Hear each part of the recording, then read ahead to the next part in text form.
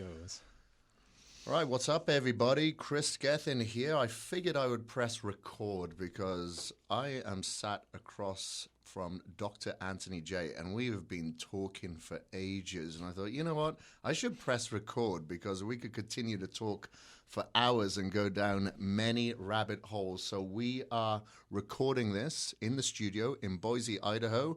And Dr. Anthony J, second time on the show, he was in episode 40, is back here, this time in Idaho, doing a little bit of fishing while he's here, I guess. Always. Dr. Anthony J, thank you very much for getting your butt over here and being on the show again. Thanks for having me. This is great. Oh, good this good is coffee, nice Jeep. Yeah. Been wanting to see. Yeah, well, you can have a little rip around in it later if you like. Oh, yeah.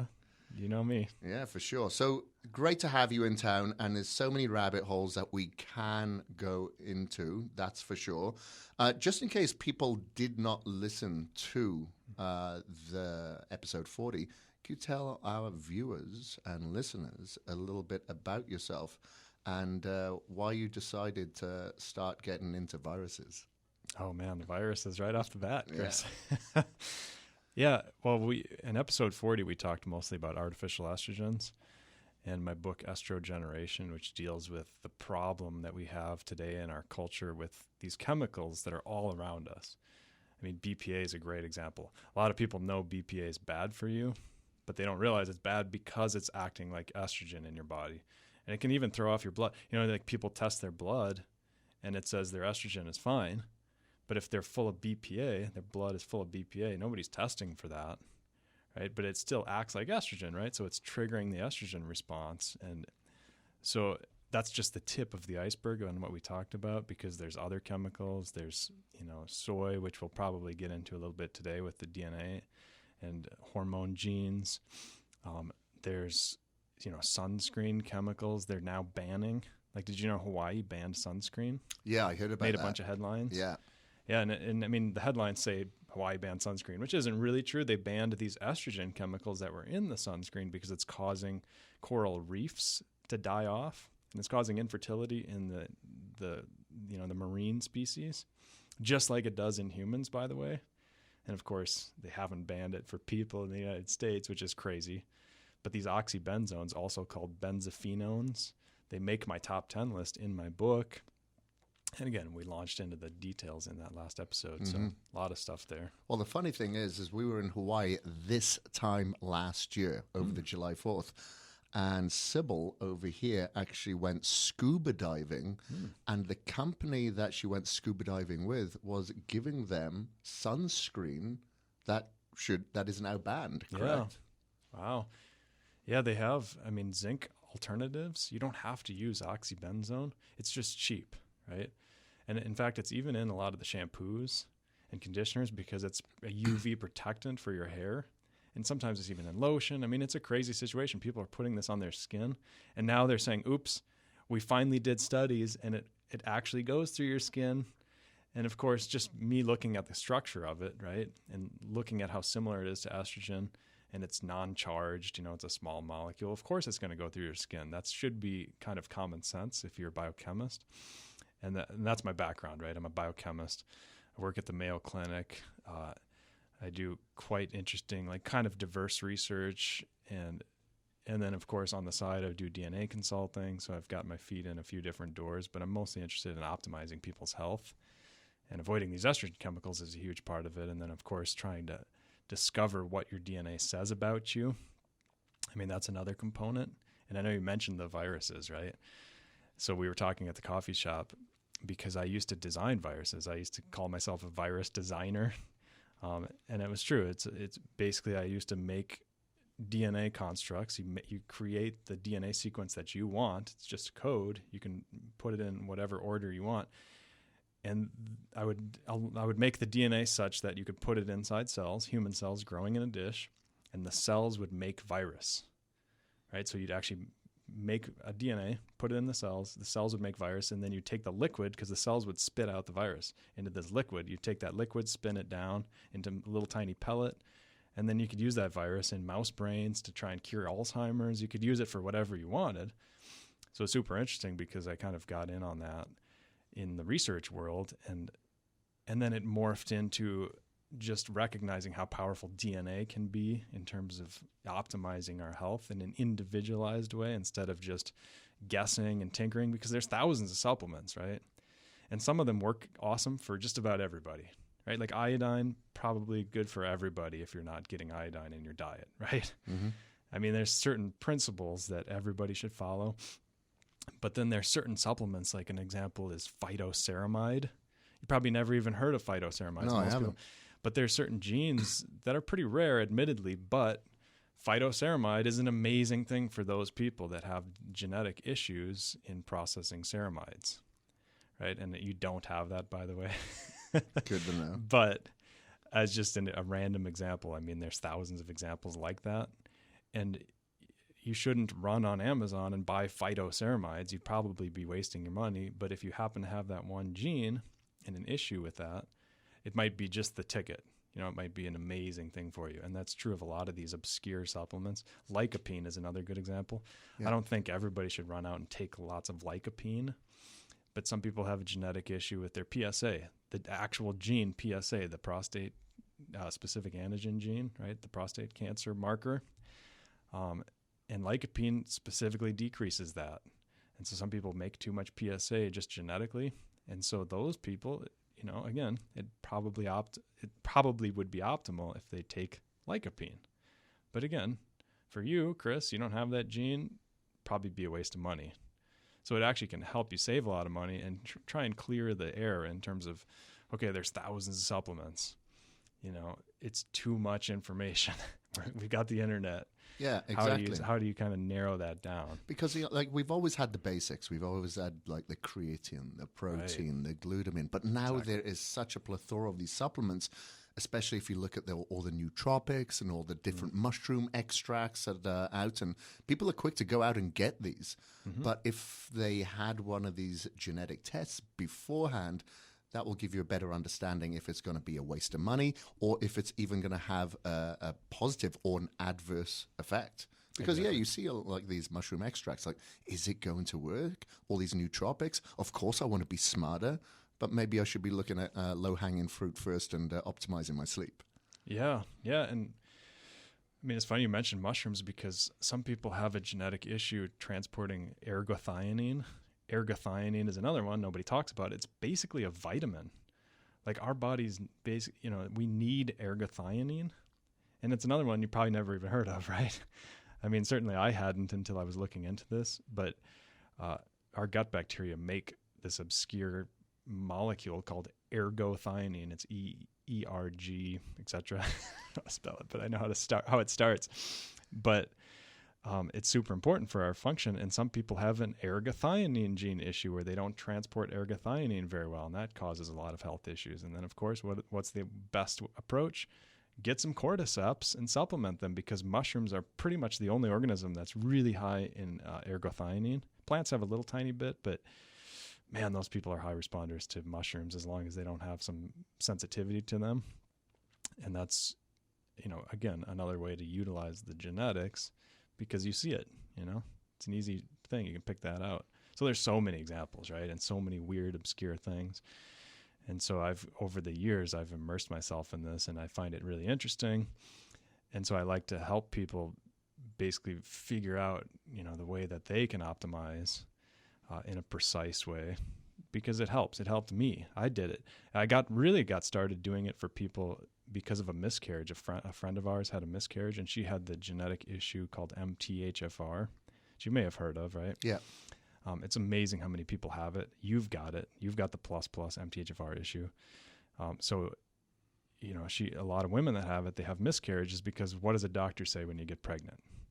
They say, take folic acid, right? Take prenatal vitamins. They're all full of folic acid, which should be good because folic acid is a precursor for DNA. You don't make DNA out of thin air. You make it from materials, one of which is folic acid. But technically, you don't make it from folic acid. You make it from methylfolate, right? And your body has to convert folic acid, this fake chemistry compound that's made in a lab. It used to be patented, right? You have to take that folic acid and convert it to methylfolate using the MTHFR gene, the enzyme. And you, Kris, don't do that as well, right? And a lot of people don't. And it's not really that big of an issue because leafy greens have methylfolate. You know, a lot of plant foods have methylfolate. But the problem is a lot of people are supplementing folic acid, which literally plugs up your system. So let's say you're eating leafy greens and you're also supplementing methylfolate because you know you should, because you looked at your genetics. Problem is that folic acid is going through your blood and literally binding receptors and plugging your system up. So then that the methylfolate, the good stuff that you're getting, it's not even being able to be utilized to make that DNA. And of course, a fetus, right, growing super fast, needs tons of new DNA. You can see where the miscarriages come in. It also is involved in sleep. So a lot of people with the MTHFR gene issue, I know you have a little bit of sleep issue, not as bad as me, but you know, a lot of people, and by the way, I have that same gene issue, the MTHFR gene. Again, it's super common. Yours is called the 1298C gene, so it's not the worst version. Some people have a version called C677T, and that's like you have 70% less processing of folic acid to methylfolate. So that's like the really substantial one. But even the 1298C, the one that you have, it's pretty bad. Like it definitely is something you want to avoid. Folic acid is something you want to avoid. But it causes a lot of sleep issues because when you're sleeping, your body is regenerating, right? Your immune system is, you know, processing, clearing out dead cells. Your brain is being affected. There's a lot of just clearance going on, right? Taking out the garbage and making new cells. How do you make new cells? Well, you got to make new DNA, right? So you need that methylfolate. And a lot of people, if you go on Amazon and you type 5-MTHF, which is just a synonym for methylfolate, you'll find like thousands of reviews on those supplements. And people will say that probably the 2 or 3 biggest things is it improved my sleep. Like my sleep just totally did a 180-degree turn when I started taking 5-MTHF. That's one common thing you'll hear. The other common thing is depression. A lot of people struggle with depression with that gene. And then they start taking 5-MTHF and it really resolves. I'm not saying that's the miracle cure for everybody. Again, you have to look at the genetics. You know, there's some lifestyle stuff that can be altered, but right, that's a big life hack if you have the issue like we both do. Mm-hmm. And that's kind of the goal, I think, for me today is to tell you a little bit about your genetics, but hopefully in the context that will make sense to people listening so that they can kind of relate to, so not like super, super specific to just Kris Gethin, but hopefully principles that apply to other people just to recognize the power of what you can do with the information. Yeah, for sure. So for the listeners to get a grasp of this, so, you know, obviously I have my blood work done, I have food allergy test done, but I recently had the 23andMe ancestral test done, and Dr. Anthony J has a software that he's going to go for a deeper dive to, based on my genetics, like what I should be doing, shouldn't be doing. Because as a trainer myself, okay, I can help people based on their lifestyles, their goals, you know, their sleeping patterns, whether you know their heart rate variability, etc. However, this takes specificity to a completely another level. So, Doctor, I have no idea what my results are. That's true. But I'm going to hear about that today. And like Dr. Anthony J said, you know, this will be able to, this is going to be very relative to a lot of people out there really wanting to dial in, because as you mentioned, there's hundreds of supplements out there that all have a benefit to somebody, but maybe not to yourself. So if you want to save your money and, you know, save yourself some possible adverse reactions, you know, there's something that we can learn from here today. So should we take a deep dive into this bad boy? Let's do it. Yeah. Should we start with vitamin D? We were talking about that before we went on the air. Vitamin D. I'm going to make some notes as we're going along here as well, so I can figure out what I should be doing and shouldn't be doing. Right. Yeah, and I certainly emailed you the Excel sheet that I give everybody, so it'll make your note-taking a little bit easier. I got that right here. And just in terms of background, I kind of say this little spiel every time I do the DNA, but you know, we all have 2 copies of DNA in every cell in our body, which is important to know because you know, we're going to be talking about the 2 copies constantly throughout this discussion. And it comes because, except for egg and sperm, right? Egg and sperm cells only have 1 copy of DNA. Did you know this? No. Yeah, so egg and sperm only have 1 copy, and then when they fuse together, that's where you get the copy from your mother and the copy of DNA from your father. Got it.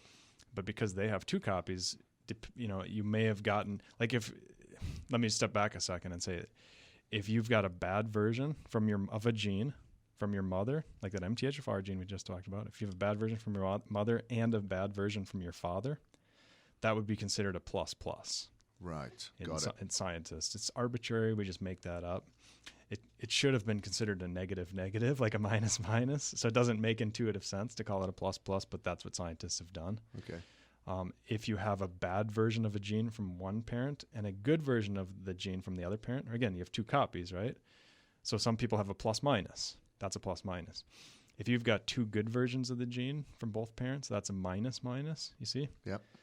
So if your parents have a plus minus, if both of your parents have a plus minus MTHFR gene, you might have the plus, you might have the minus, you might have a plus minus. You see how that works? This is 4 you're taken from. Yep. But let's say both of your parents have a plus MTHFR gene. Well, then every child they have is going to have a plus MTHFR gene. You see what I mean? And so it's actually kind of fascinating to do families because you see how effective this DNA testing is, because every time both parents have a plus, all the kids have the plus. You know what I mean? And things like that. So it's really cool to see how the parents' plus minuses kind of ended up in the children or whatever. But I just wanted to say that as background because the most powerful genetic issues relate to the plus genes. In other words, if you've got two copies of the same gene. If you have a plus minus, meaning you have a bad copy and a good copy of one gene, your cells can oftentimes detect the bad copy and shut it down. So they'll use the good copy. And that's through epigenetics, marks on the DNA. It gets kind of complicated. And of course, it's science, so then there's exceptions upon exceptions. It's not always true, so there's all these exceptions. But most of the time, if you really want to just look at your genetics, you want to focus on the plus genes, meaning where you have two bad copies of a gene, because that is going to cause a pretty predictable health impact as long as you're kind of factoring in all your other genetics. You know what I mean? So the vitamin D receptor is a good place to start with you, because you had a couple of plus minus genes on your vitamin D receptor, but you had a plus gene, like a less than optimal version of a gene called CYP2R1. And that gene, it's in your liver. So it's involved with your liver processing vitamin D3. Right. So most people think, and we were talking about this at the coffee shop a little, that's why I jumped into it right away, but it's relevant for everybody, because everybody is interested in vitamin D because it's so optimal for brain function, for muscle function, just so many things. Joints. I can't tell you how many people I see that have really bad joints and really low D. There's a huge correlation there. Most people, when they have joint pain, it's a lot worse in the winter months. Yeah. Hint, yeah. Low vitamin D. And Americans are so messed up with vitamin D because the average American is about 30. I think it's nanograms per mil. The average American is 30, and they've done studies on hunter-gathering tribes that live around the equator, and the average person in those tribes is 100. Wow. So Is this because we spend most of our time indoors? Exactly. And it's all environmental. Yep. And then if you go in and you get a 30 on your blood test, which is pretty much what you have. I mean, you have a 37, I think, just looking at your blood, and they consider that normal. Most doctors. I know you have a good doctor. You've got a functional doctor. Yeah, Dr. Jason Watson here. Yeah, shout out to Dr. Jason. But if you've got, an average doctor, trust me, they'll say, you're good to go. You're normal. They won't flag it, nothing. So if you start dipping below 20 or something like that, which you would be at a high risk to do because your genetics are messed up for vitamin D, and I know you're already supplementing, but we got to kick it up a little bit higher. Okay. Because I think 50, you want to get above 50 to start being optimized. You don't want to go too high, because if you start getting too far above 100, you can get calcium in your arteries. But that would take a lot for you to do, So do I have the genetics to absorb vitamin D through sun exposure, or do I have to purely supplement with it? Yeah, so that's a good question. So sun makes vitamin D3, right, which is the one that people buy and use, and that's probably what you buy. But in reality, that's not really what your body uses. This is why that CYP2R1 enzyme is so important in your liver, because say you've got some D3 going in your blood, it first has to go through this enzyme and be converted to something called calcidiol, CALCIDIOL, calcidiol. And that's what's used by your body for all these beneficial functions. Most people don't realize that. Most people think vitamin D3 is the thing, that your body uses. But in reality, your body uses calcidiol, right?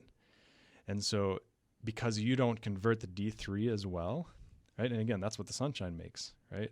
Your body makes D3 from cholesterol using sunshine. Most people don't realize that as well, right? Like if your cholesterol is super low in the tank, you're not going to make a lot of vitamin D3. You've got other priorities. But again, that's a different topic. That's a rabbit hole. But sunshine makes D3. And then for you got to make sure your D3 is really high because it's not even being converted in the liver very well. You have a plus gene on the CYP2R1 that converts it to this calcidiol stuff that I was talking about. Yeah. And that's what has all these beneficial functions. The calcidiol is the thing that's really important. And so, if your vitamin D3 is high enough, like I say, 70 would probably be optimal for you, then you're going to get enough converted to calcidiol to actually have all these beneficial functions. So even for you, I'd even say to go above 50. Most people I say, as long as they're above 50, they're fine. But it's going to take a good 15,000, especially because you got some muscle, you're a bigger guy. If you were a really small, petite woman, might be a different number, right? But that's really important. You're trying to put on muscle. You don't want to hurt your joints. You want to have brain health. Yeah, for sure. So okay, it's so a good place to start. I was on 5,000 when I had these tests done. Then I doubled it to 10. So now I should maybe possibly put it up to 15. Yeah, maybe. And I use dropper. I have vitamin D dropper. And just make sure you get K2 with it. Got it. Yeah, to help with that absorption. And the bioavailability of that, is it a sublingual that you take, that dropper? Yeah, I just put it in my mouth. Yeah. Exactly. Okay. And that way you can, it's just easier than taking a pill. That's why I use a dropper. I don't care if you take a pill. I don't have anything against that. But then you can modify it a little bit easier too. Like if there's 5,000 per drop, just bang out 3 drops, right? Something like that. And of course, if you're out in the sunshine a lot, it might change. But yeah, I think 15 would be better, just looking at your blood work and just recognizing that you're not converting D3 to calcidiol as well. And calcidiol is the thing you want. It's not the D3. Right. So that's a good strategy, I think, to optimize. Mm-hmm. Okay, great. It's easy. Yeah. What else is wrong with me? Well, and that's a good thing that's an important thing to kind of mention. People, we have 25,000 genes, and most of our genes are minus. Most of them are good, right? So we all have thousands of good genes, but I'm not looking for good genes and patting you on the back and saying you've got good genes. I might do that a little bit, but for the most part. Please do. You told me earlier, and I was like, I can't wait for Anthony to tell everyone how awesome my genetics are. Actually, you do have awesome genetics, without a doubt. But I'm looking for the bad genes, right? Yeah. I'm trying to highlight those, and I'm not joking. You do have exceptional genetics, but again, I'll be focusing on the problem ones and how to fix them. That's really what it's at. That's what we all want to know. Yeah. So what I usually do is I start with the brain. I kind of start with the detox generally, but your detox genes are so damn good. It's not really a big issue for you. Some people have all these genes involved in clearing heavy metals, involved in clearing pesticides, molds, how their body breaks things down. Mm-hmm. And that's usually what I start with. But again, you do that so well. In general, there's some exceptions in here, but I don't want to get too far down those exceptions. Do you think part of that is this is natural genetics? It's not partially because I work out so much and I'm sweating, I'm in my infrared sauna. It's both, yeah. Okay, it's a bit of both. It's a contributing factor. No, you definitely have good genetics. And I think, there's some estrogen genes we'll talk about later when we talk about training and things. And that stuff is where the actual sweating is really going to help. A lot of those lifestyle things are going to help. Mm-hmm. But let's start with the brain now, right? So I usually go detox, brain, diet, training, and then sleep. And your sleep genetics are so good as well. There's not a lot to talk about. We'll talk about some things, but again, that MTHFR gene we talked about, right? Even though that's related to making DNA, that's also related to sleep, and that's probably a big factor in terms of your sleep issues. I know it was for me, and it is for a lot of people. So that's something. There'll always be interconnections, right? It's like we're talking about genes that relate to working out, but then some of those genes also relate to sleep, right? So that you can't completely separate these categories in isolation. They're all kind of interrelated. Does that make sense? Yeah. So, just because we're just going to start with talking about the brain, I don't want you to think those are just purely isolated to your brain. But the first gene I always look at is ApoE. Yep. And that's the big Alzheimer's risk in a lot of people. And you've got the good version, just to jump right in there. Awesome. Yeah, that one is, if you've got effectively the plus, which is called ApoE 4/4.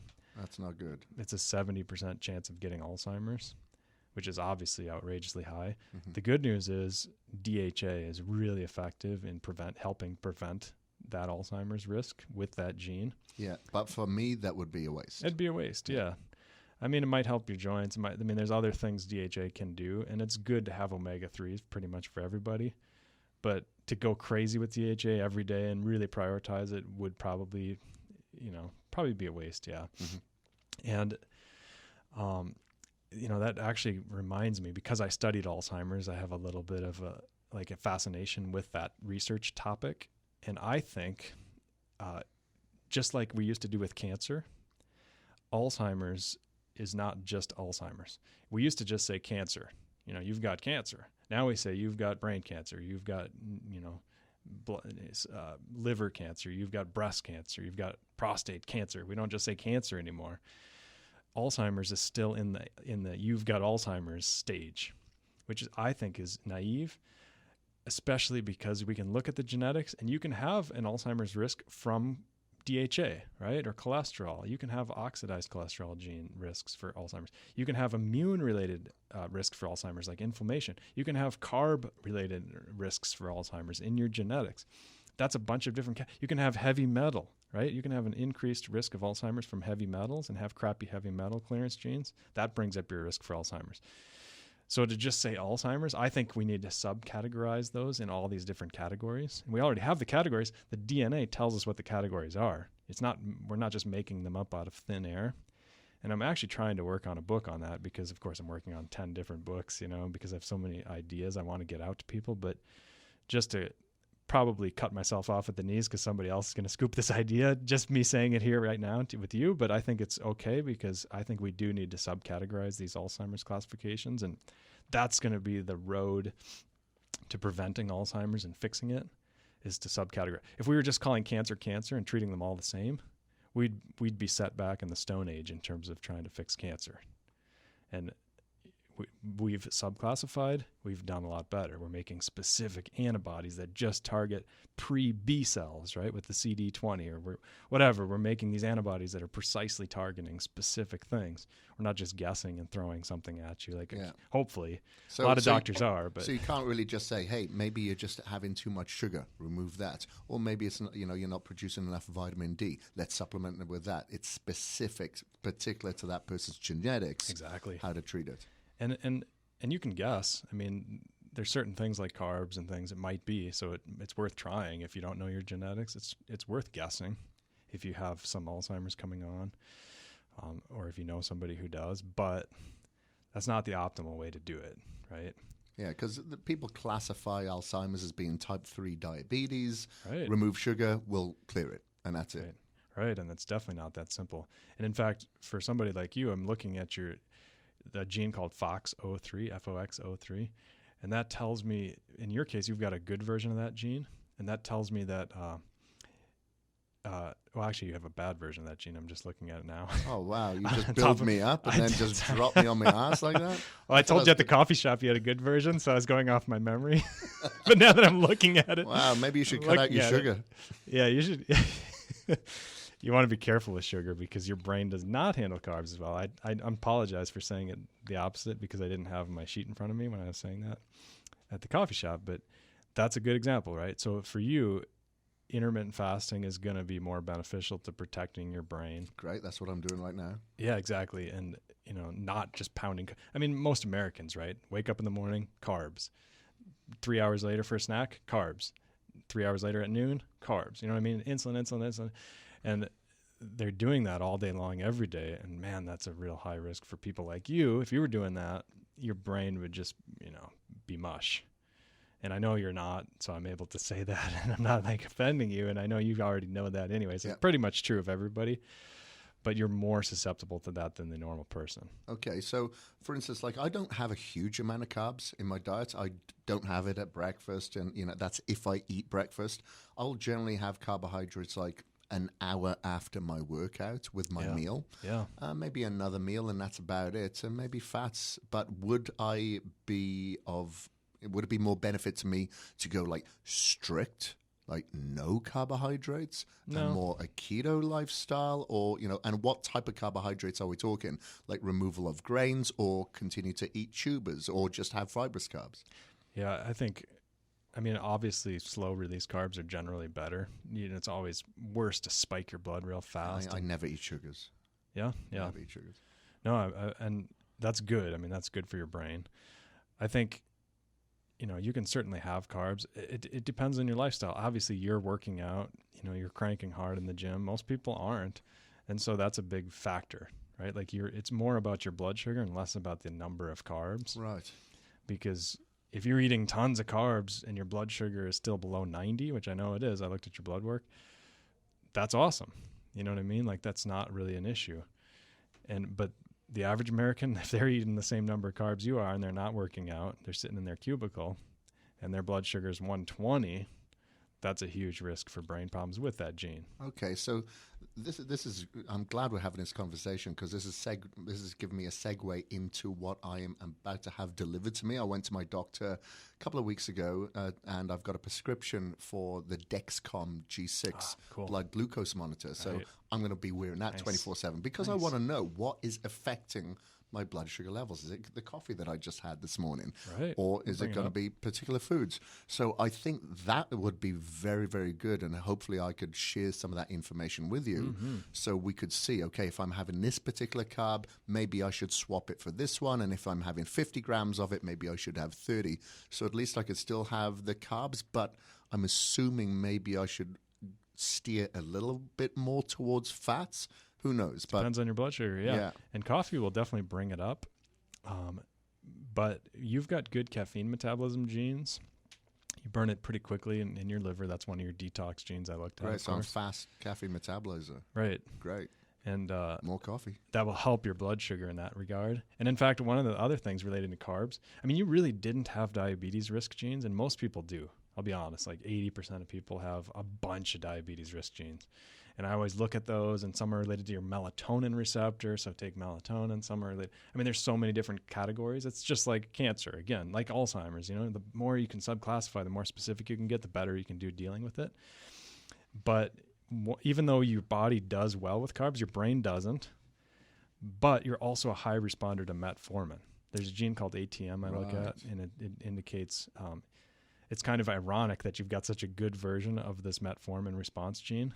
You're plus for a high responder to metformin, even though you don't really have any diabetes risk genes. Yeah.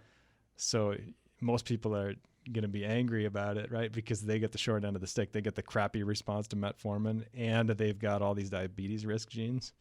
So in that sense, you're doing good. But again, you do have the brain issue, so you don't want to go super high in carbs. But it would be worth testing metformin for sure. Right, interesting. Okay, what about the adverse effects that have been associated with training? Yeah, that's a great point from your perspective, right? In terms of not wanting to decrease your training volume and all this. So it'd be more of like a tinker thing in case you want to have it in your back pocket, down the road. I certainly wouldn't say to go on it long term, especially with your blood sugar being as good as it is. I agree with you there.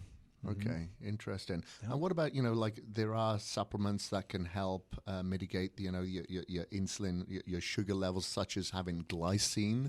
Yeah. But that's going to be more of a physical attribute as opposed to mental. Is that going to assist with me if I'm having carbohydrates? Well, I think, my friend Rob Wolf has the best book on this. It's called Wired to Eat. Wired to Eat. I know Rob. Yeah. And he, shout out to Rob, because he basically developed, I call it the Rob Wolf protocol. And it basically is eating a certain amount of carbs in the morning. First thing you do when you wake up, you weigh the carbs. It's like just white rice, just pure bananas, just oatmeal, whatever. and then you wait an hour. I think he has 2 hours, but I usually do it where I wait just 1 hour, and then you check your blood sugar. And of course, if you're wearing the Dexcom, then it's like you don't have to wait. You can just pay attention to it. And that actually is the best way to measure your food sensitivities, because if your body goes into quote unquote fight or flight, your body perceives something as harmful, that blood sugar stays really high because that's glycolytic. It's related to explosive movements, sprinting, things like that. So if you're sensitive to a food, it'll keep your blood sugar high for a long time. And, it's a beautiful way to basically figure out the foods that you're precisely sensitive to, because that can vary based on your lifestyle. You may have screwed your gut up at some point in your life and then, became sensitive to something that's not in your genetics. Mm-hmm. Does that make sense? Yeah. So in that case, the Rob Wolf protocol is the ultimate, Okay. So I would actually recommend that for pretty much everybody, because it's cheaper than going in and getting tested at like a food sensitivity test. It's more reliable. It takes a little bit more work, but it's worth doing the effort, I think. I mean, my wife, for example, she was doing it and everything, her blood sugar was great. And then she had bread and her blood sugar was like shot sky high and stayed there. For how long? For like 2 hours. Wow. And that was a huge enlightening thing, because, it's like she didn't know that. And I mean, I know I'm sensitive to gluten, so it wasn't really a shocker for me when that happens to me, but but for her, she didn't really see that coming. So it was enlightening, and it's useful information. And blood sugar, yeah, I mean, again, if you've got the genes involved in your brain, right, that's the thing you want to be looking at. It's not counting carbs, it's paying attention to blood sugar. Yeah. Okay. So I'm definitely going in the right direction where, because I have that genetic disposition, I don't really know what to do with that. However, as soon as I start measuring it, I will. Exactly. Got it. Like if for some reason bananas are setting off your blood sugar for a really long time, and I can't imagine you would be, but let's say you are, right? Some people are. Avoid the heck out of those, and hopefully it's just one or two things. It's not that hard. And your leaky gut genes are really good. I know I'm kind of melding the diet portion of this and the brain portion, but a lot of people have leaky gut issues and risks for it, and they're precise too, right? I already mentioned ergothioneine transport. And in fact, one that was really interesting, I was just talking to Ben Pekulski about, is the cannabinoid receptor. Mm-hmm. Your cannabinoid receptor can give you a higher risk for leaky gut if you have a crappy version of that. So guess how to fix that? CBD. CBD is like magical for people that have that crappy cannabinoid receptor issue, and and they have leaky gut risk associated with that. As you can imagine, you can trigger it. You can help your system basically improve your inflammation, your immune cell response, and mitigate that leaky gut. But again, that's pretty specific, right? Mm-hmm. You wouldn't just want to. I mean, I guess CBD is so beneficial for a lot of people. You can just guess and take it anyways to try it out, but it's difficult. I think CBD has just got such a wide range where people can go wrong with it, because a lot of people suggest, and companies have such a small amount of that CBD. Exactly. For you to get that efficacious dose, it's a lot. It's a lot. Yeah. It is. I've done a bunch of research on the third-party testing and things, and most of them, I mean, there's so many fly-by-night companies out there with that. Yeah, everybody's coming out with a CBD product. I know, and most of them have almost nothing in it in terms of the CBD. There's a company that I'm using. I'm not affiliated by this company, but there's a company that I'm using at the moment, on Pacific. And what is good, every one that you have, every product that you have sent to you, they deliver the third-party testing. That's awesome. With it as well. That's pretty much what you need. Yeah. Like capital NEED. I mean, with the CBD, it's a mess, and I'm 100% on board with that. I do the same thing. The company I use is Bluebird Botanicals, I think it's called. But Bluebird Botanicals. Similarly, I don't have any affiliation. And do you, when you use that, you use the tincture, I assume, the dropper? Yeah, yep. Yeah, and for sure. Is it like 1,500 milligrams you're getting that? Total, yeah. Yeah, and then you can take however much you want, of course. Mm-hmm. But yeah, usually like per dose, quote unquote, it's usually like 20 mgs, I think, if I remember. But I don't use it that often. I'm more of like a biohacker type approach where I like to tinker with things. Yeah. It does have an awesome ability to mitigate my leaky gut stuff that I have. I have a crappy gut. I mean, like I said, I eat gluten and I feel it. And as a child, my parents just had cereal for us in the morning. And I would get a stomach ache, and I stopped eating breakfast, period, as a child, and I've never gone back. You think that would have helped you with your leaky gut? I'm sure it does, but I still would eat gluten all the rest of the day a lot, right? Too many donuts. And I know it now because it took me, I mean, literally, I didn't know about this until about 10 years ago. I thought the whole gluten sensitivity thing was just silliness because I never actually looked into it. It's just what scientists were saying. And then when I actually looked into it, I said, what the hell why am I being told this is all silliness? This isn't real. Gluten sensitivity is absolutely real. And I took myself off of it. And then when I go back on it, which I do occasionally, I cheat. Because I love the gluten products. I love pizza. I love donuts, but when I do that, I feel it, and I have to know, I know it's going to shut me down. Have you tried taking any sort of supplements with that? Like CBD helps. CBD really helps. Wow. Big time for me. Interesting. So when you go out to like the Cheesecake Factory and have some bread, you're there with your tincture, your dropper under your tongue. Pretty much. There's a company out there called Bioptimizers that has Gluten Guardian. Have you ever tried that? I've not tried it, no. But I'd be interested. I mean, I'm certainly down for that stuff, but for the most part, I've learned to just avoid gluten. Yeah. And I don't cheat that often. It is really rare. So I feel like that's usually the best thing if you're as sensitive as I am. Yeah. Cheating and then taking supplements, probably not optimal. Yeah, of course. But I do like doing that. I mean, I'm going to cheat, right? Just knowing my personality. I've got kids. We have birthday parties. It's just my style. I'm not super obsessive about this stuff. So that would be a useful thing if it works. But CBD does. CBD is the best thing I've found. It's crazy for me. And if you're taking a dose of that for you personally, what's how high of a dose? 20 mgs works quite, fine for quite me. low. It's low, right? So it saves me money. Have you ever tried it for sleep? I have, and it doesn't really improve my sleep. Right. In fact, THC totally throws off my deep sleep. It makes it way worse. I mean, I get like 15 minutes of deep sleep if I do THC. So it makes me fall asleep really fast, without a doubt. But man, it messes up my deep sleep. But CBD, not so bad, but it's not like a big savior either for me. Got it. Yeah, everyone's different. Mm-hmm. Yeah. Maybe try binge drinking, see if that helps. I have. No, it definitely doesn't.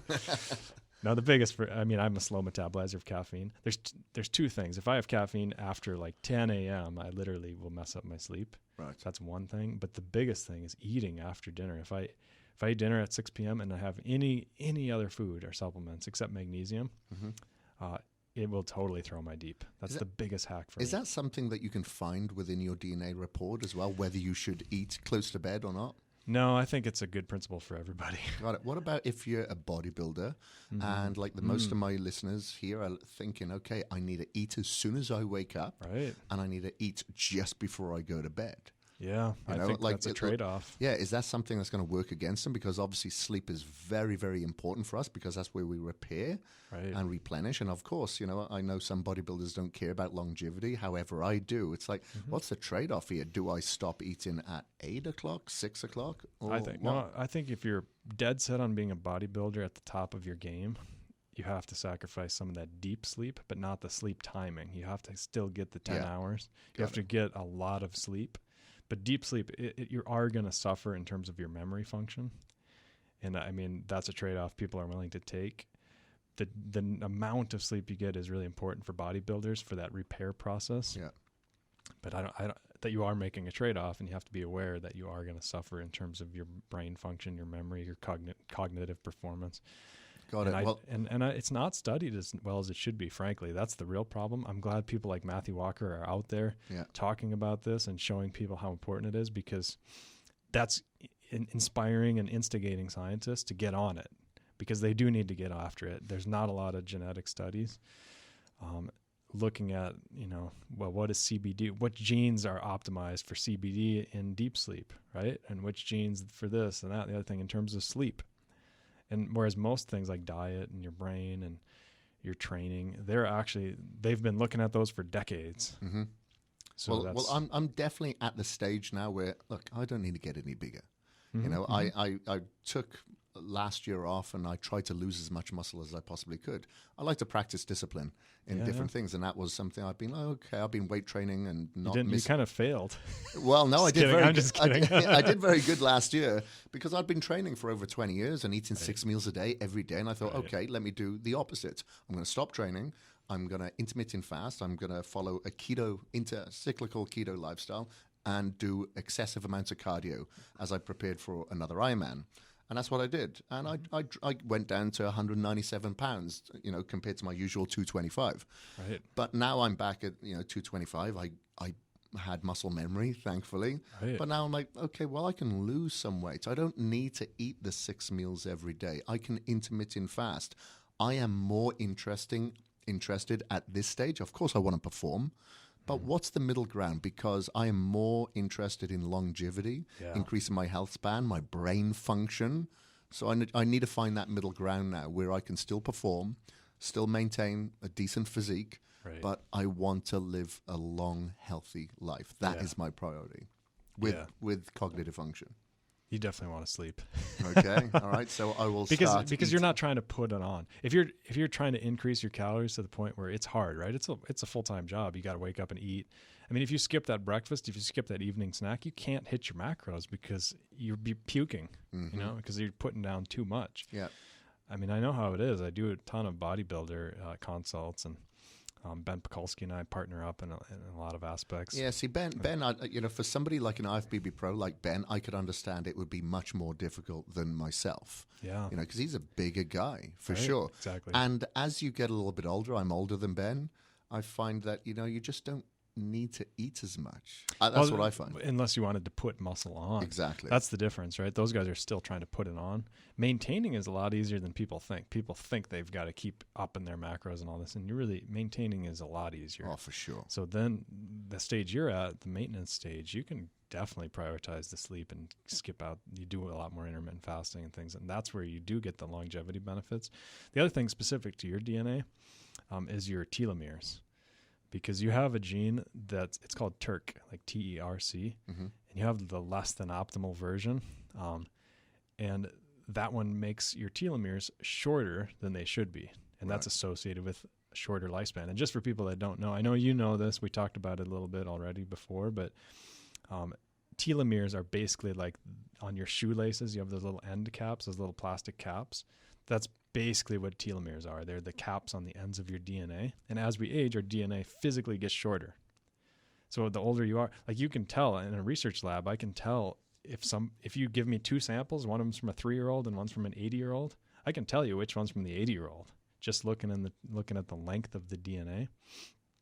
And again, yours tends to be shorter than it should be. And so that's something you want to optimize as well in terms of your lifespan. And the best thing that I know with that gene, there's a number of genes related to shorter telomeres, and they're all different in terms of what you should do. But this TERC, epithalon is a peptide that specifically increases the telomere length through TERC. So for you, epithalon would be really useful to look into. And for people listening, again, it's actually banned by the athletic associations because it's such a quote unquote performance enhancing thing. Because shorter telomeres basically makes your cells younger, and that increases your endurance for one, and a number of other beneficial things. So they consider it too much of an enhancement to use, which I think is frustrating. I think it's too bad because it's so beneficial for so many people, and the side effects are so ridiculously minuscule, or none for most people, that it's a natural thing. Your body makes a lot of these peptides, and anyways, the point is epithalon, also called epitalon, depending if you're in the UK or something like that, that specifically increases your telomere length. Interesting. So what about other aspects then? So for instance, like earlier in the year, I had stem cells. Does that have any effect with telomeres? It can. And, sure. And, so maybe I'll go and have that done once every couple of years. Oh, yeah. What other lifestyle changes could someone like myself apply to ensure that my telomeres don't get any shorter than they should? Well, stem cells are good because they have the ability to home in on inflammation. They call it homing. Yeah. And if you've got constant low-grade inflammation, you're going to shrink your telomeres just from that. So stem cells do a nice job of finding that inflammation and shutting it down, fixing, healing. I mean, that's one of the things they do. They've done studies with women that are pregnant. So let me back up a step. They've done studies with mice that are green colored mice. And I know you're like confused. Yeah, like little Incredible Hulk versions. Well, they're physically green. What they do is they take out the embryos, and they put a gene called GFP, green fluorescent protein. So if you want to Google, and I'm not saying you right now, but if your listeners want to Google GFP mice, and then put a picture on your Instagram and tag us to it, you'll get flooded with these mice. It's hilarious. They actually make GFP pigs. They make all these animals. They can make them completely green. Wow. So every cell in their body, because they're embryos, right? You put that green protein gene in there. Every cell subsequently has that protein, so their whole body is green. Has anybody done that to a human? Probably in China. Hopefully not. Hopefully not. They've done it with fishing worms. They've done it with earthworms for fishermen. You can buy them at a lot of Walmarts and things. You can buy green worms that are genetically modified. I'd love a green dog. You could get awesome. one. Yeah, I want one. We can make one for you. Cool. There's always something. But the GFP, the reason I bring it up is because they've done studies with normal mother mice. They're just normal gray mice, but they make the babies inside green, and they put them back in, sew her up, and then they give the mother mouse injuries, like literally just with a needle. I mean, doesn't sound super ethical or anything, but it's a research study. You can do injuries to the lungs. You can puncture the lungs with a needle, all kinds of crazy things, the heart. And what you'll find green cells at the site of healing when you kill that mouse. Sacrifice, they call it in science as a euphemism, but you kill the mouse and you open it up and do the autopsy.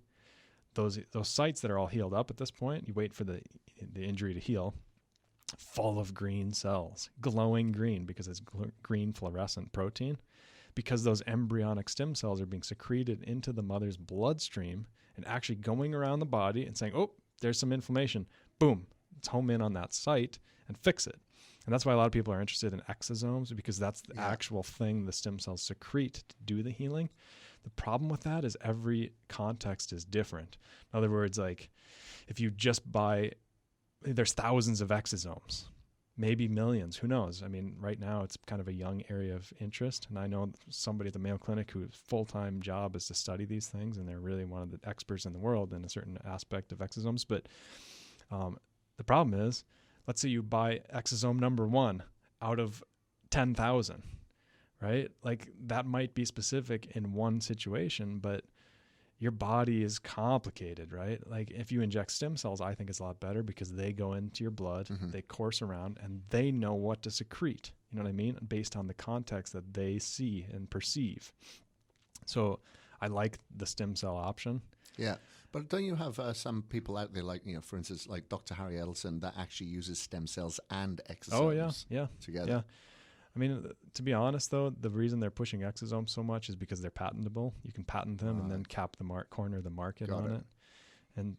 And so I remember when I went to have stem cells, and I was looking at a lot of places. I sent you the information of the place that I eventually went to. Oh yeah, and that was in Colombia. Yeah, and touch wood, I've had major success. Since then, I had it done acutely, my knees, my elbows, my joints, basically everywhere that I know that I'm going to continue to punish as I go forward. However, I don't want to be 90 years old living in regret because I did so. And I had IV as well. And touch wood, I do not have any inflammation in my elbows that I once did. That was terrible. I wasn't enjoying my training. And, that worked fine. I didn't have the exosomes. Paid quarter of the price that I would have over here in the US, and I'll probably go back sometime in the future for preventative purposes. 100%, I agree with you. I think that's smart. I mean, they've even done follow-up studies on mothers, like humans, not just mice, that have been in like car accidents or something, that had a past heart attack or some other injury, and then they'd had pregnancy with a boy, and they'll find male cells from the fetus, right, at that site, because you can do the DNA and you can say, hey, these aren't the mother cells, these are male cells from her son at that site of injury, fixing the mother. Yeah. Yeah. So they've done follow-up studies. It's amazing. It should be Nobel Prize winning stuff, I think. There's a Japanese woman who discovered it, but there's some politics with that Nobel Prize stuff. But I think everybody should have heard about this, right? I mean, it's amazing. But it's a little off topic from DNA because we have so many things to talk. Yeah. Because I wanted to tell you about iron too, because iron can also shorten your telomeres. Right. And you have a gene, a plus minus, so you don't have like the full-blown version of hemochromatosis, meaning high iron in your blood. But you do have a gene that usually gives people higher iron. Yeah. So this is a funny thing because like my doctor did say that at the time. He said, you need to try to dump some blood, like go and give blood. But the problem is because I'm not a citizen of this country, you know, I'm here on my green card. I will be able to go for citizenship next year. I cannot give blood. Not allowed to. I don't know if it'll actually, I don't know even if I'll be able to when I become a citizen, because I was in the UK when there was like mad cow disease and all that sort of stuff. That's they said funny. you can't do it. So I'm like, how else do I dump this blood? I don't know if you have any other ideas on, you know, well, you can carry on about the iron issue. I honestly don't know. I didn't know that at all. But I mean, you can lower your iron through supplements. I think one of them is quercetin. Like All right. QU. Yeah. I actually take that. That is actually in one of my supplements. Yeah. So I have that in my pre-workout. So yeah. So there's supplements like that can actually lower your iron. Interesting. And I can give you note of that. Yeah. After we get off, I can actually show you a bunch of others. I can give you like 10 other ones because it's not off the top of my head, but I have notes on all this stuff.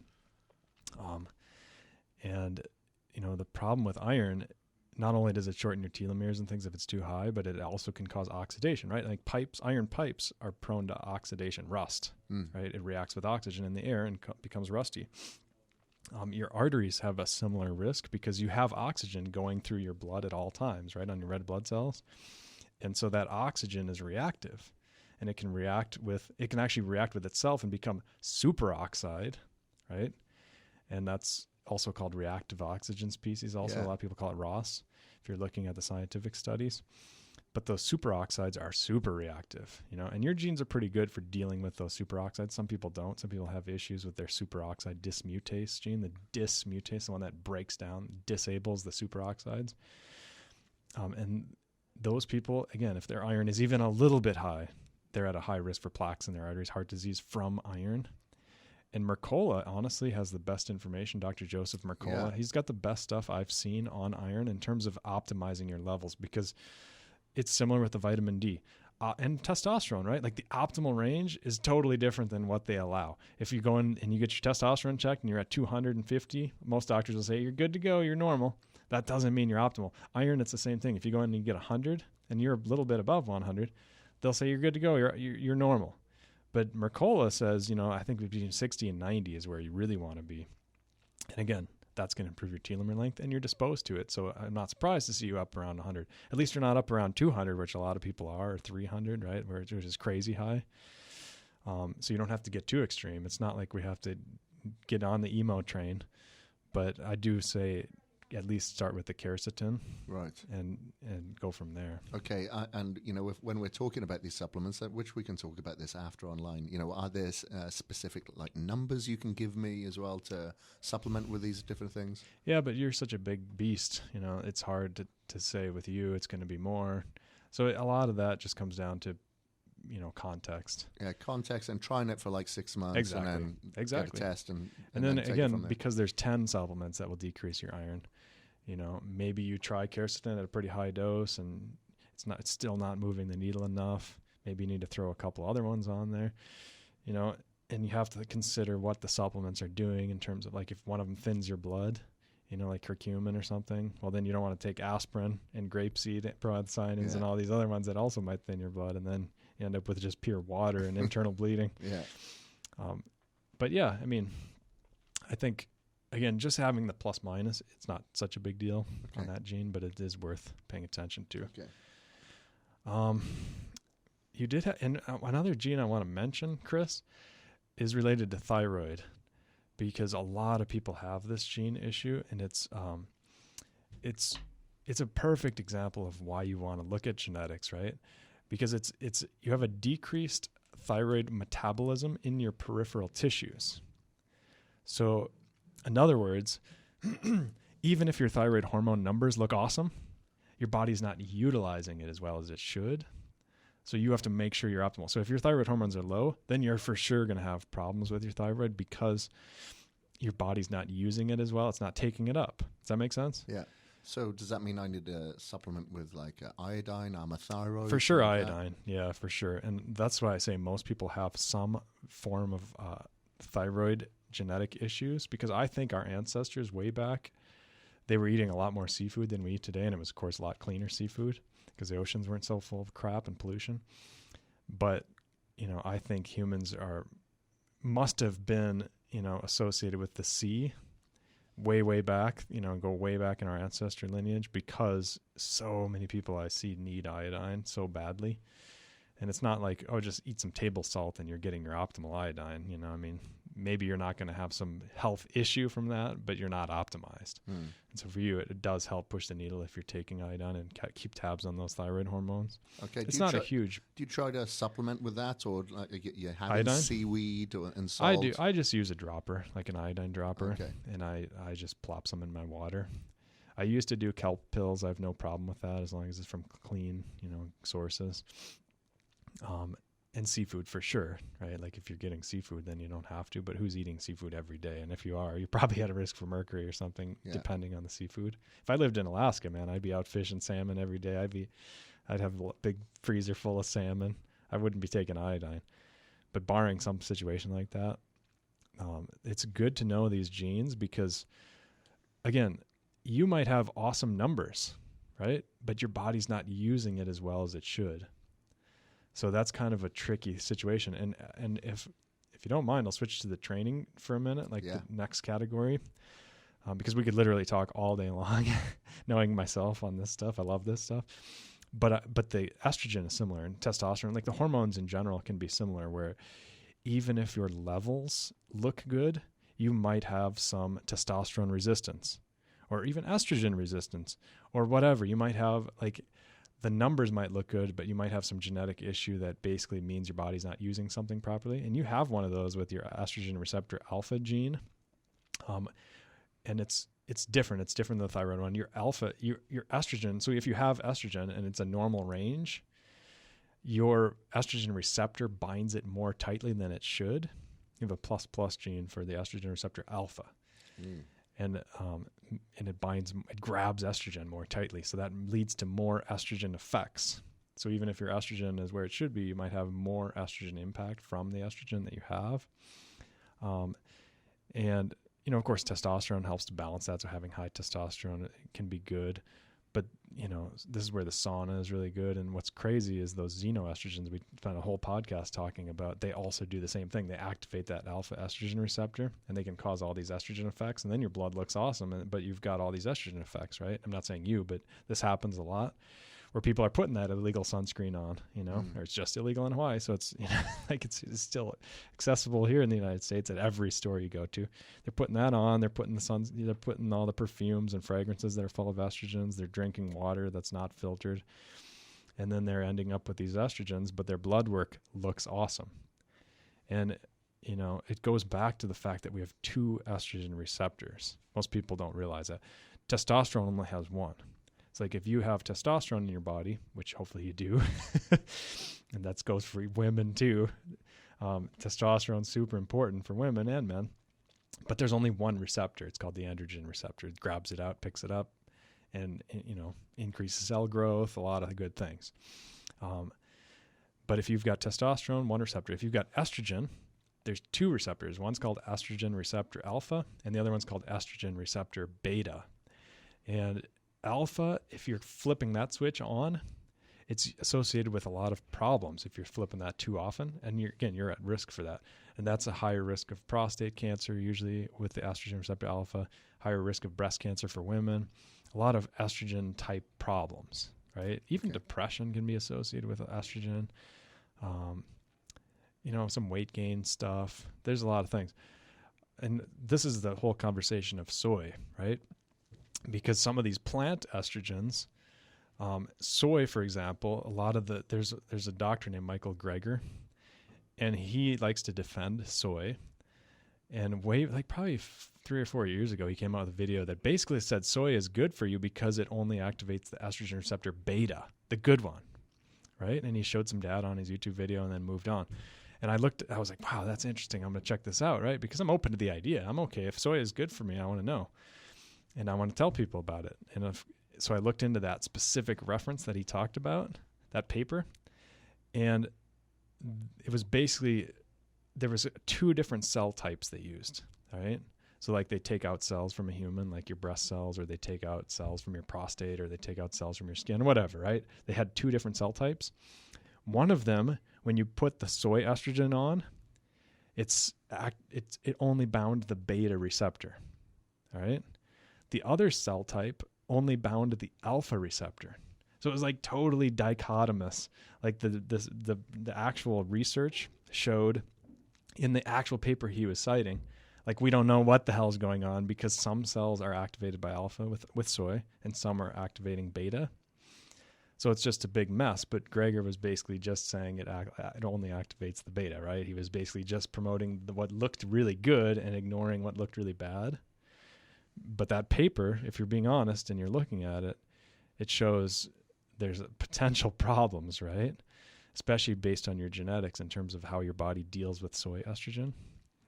And so it's risky, right? Like some people can get away with a lot of soy, but because they're just activating the beta receptor. I know it's a bit of a technical rabbit hole to try and distinguish these 2 receptors, but then there's other estrogens like licorice root. There's one called Equol, like EQUOL. That one activates just the beta receptor. So there's some estrogen, phytoestrogen, some plant compounds that can be beneficial, but soy can be a messy one, and it's risky to try and say that it's good for everybody. I think is going way, way too far. And especially with these Japanese cultures and everything else, when they do those studies, oftentimes they're looking at fermented soy. And that's a totally different conversation because those little microbes, including your gut bacteria, they can break down those soy estrogens. And then they're not even acting like estrogen. Okay, so for instance, if I was to have like a fermented soy, like tempeh or something like that, would that be okay for me? Perfectly. Oh, okay, interesting. Soy sauce, as long as it's actually fermented, not some fake American fermented product. miso soup. Okay, exactly. Got it. In fact, that stuff is awesome for you because when those estrogens, when those plant estrogens, phytoestrogens in soy are broken down, they're really beneficial.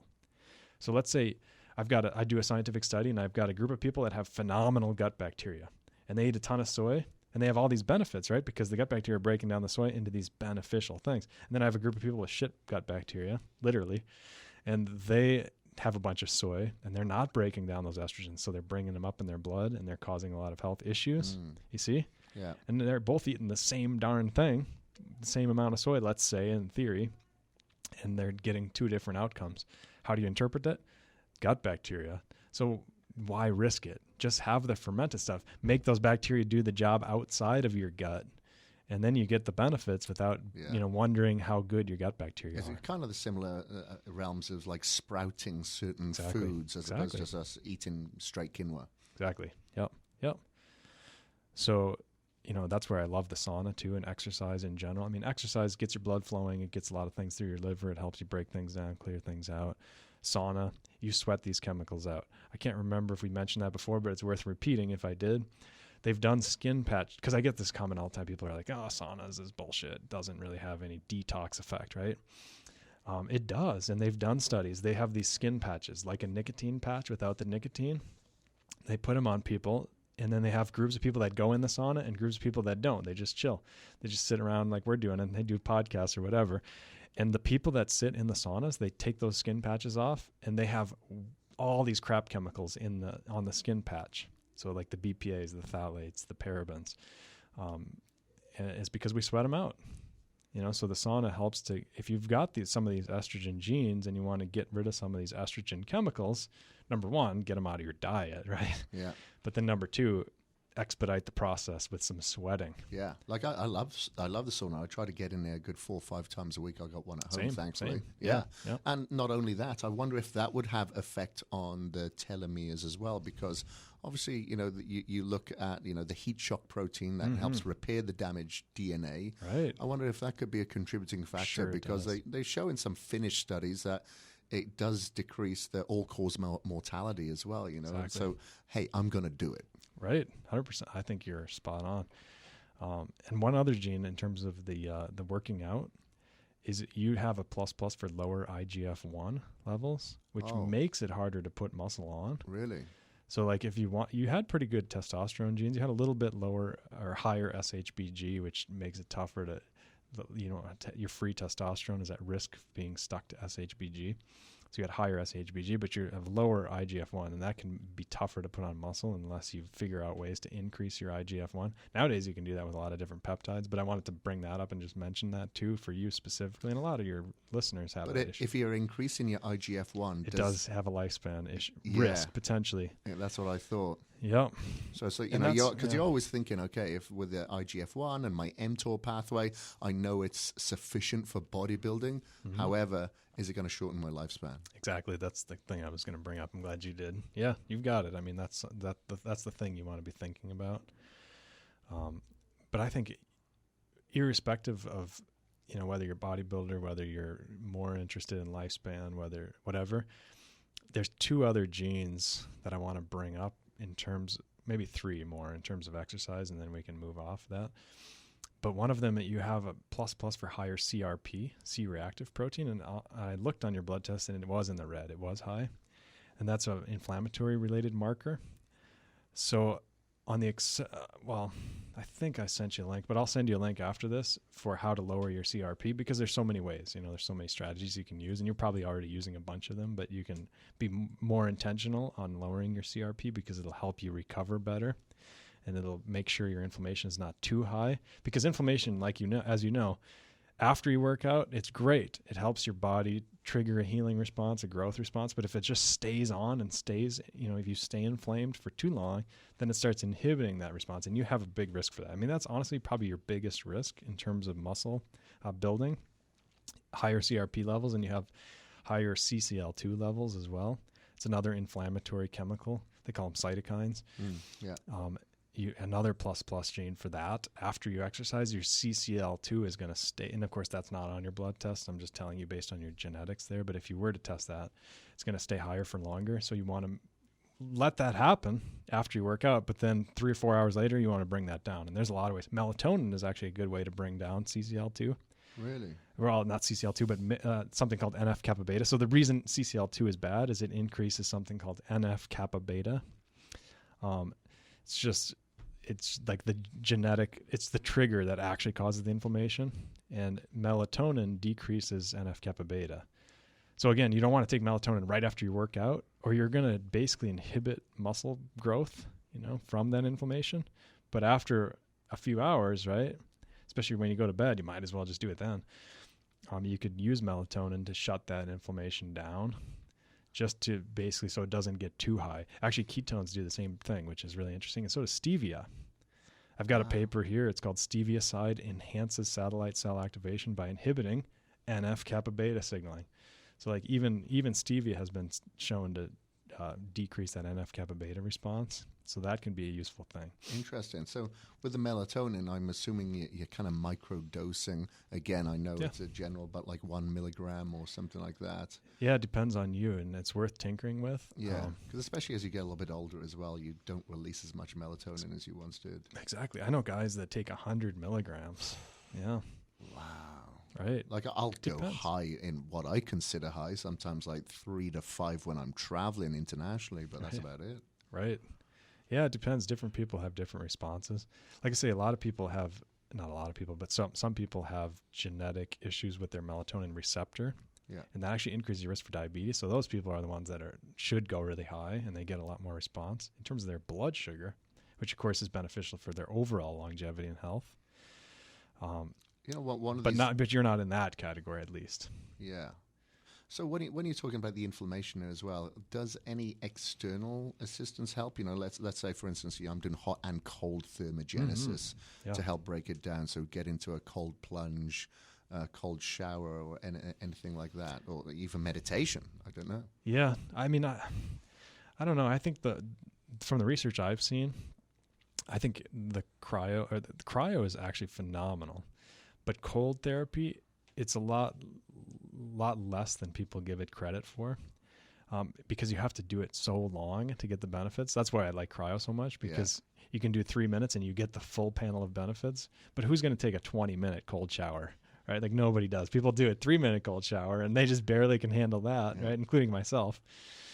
But to really get the benefits from that temperature, you have to be in there for a long time. And so most of the studies aren't done at that time scale, and they're pretty negative. I did a YouTube video, which I actually pulled off because people were bitching so much about it. It's my one YouTube video where I got like so much hate for it, basically saying, look, cold showers are not what they're chalked up to be. They lower your testosterone.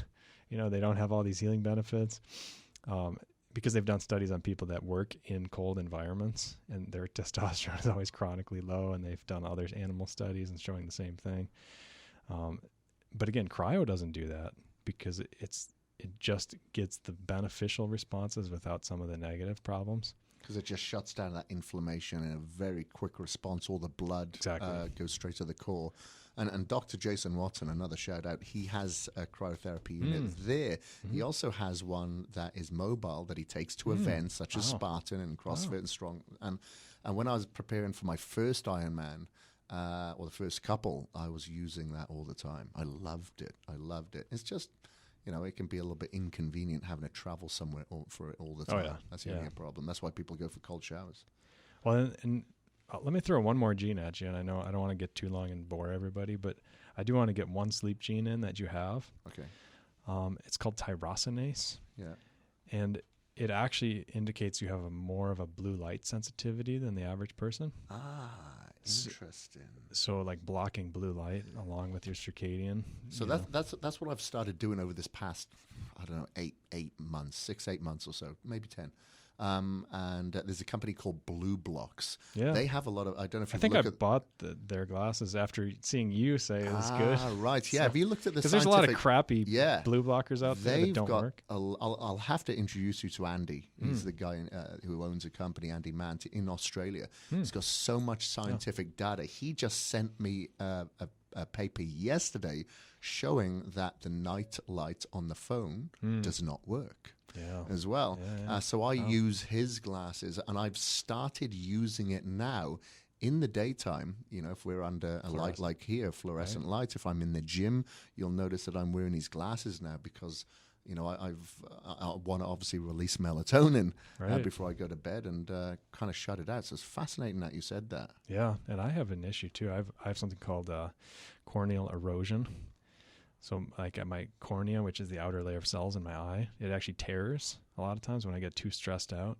It was because when I was doing my PhD and things, I got too stressed out and I was eating shit diet. I didn't think gluten mattered, all this kind of stuff. And that's why I'm such a believer now, because this stuff works so well for me. But some of the long-term, effects of messing up my body like that was one of them is corneal erosion. So I'm more sensitive to blue light from that. It's super like if I tear my cornea, which I do every 6 months or so still, like even the light, like a red light from an alarm clock makes my eye just cry. Wow. And I literally have to take like a day off work and just sit in the dark or wear a pirate patch on my eye. Like I say, once every 6 months or so, if I'm super stressed and I'm not sleeping and I'm eating, cheat a little bit on my diet or something like that, I do this once in a while.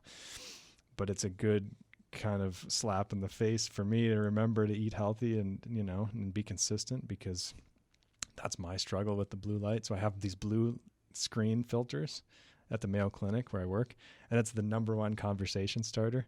People walk by my office and they see the screen is really yellow, right?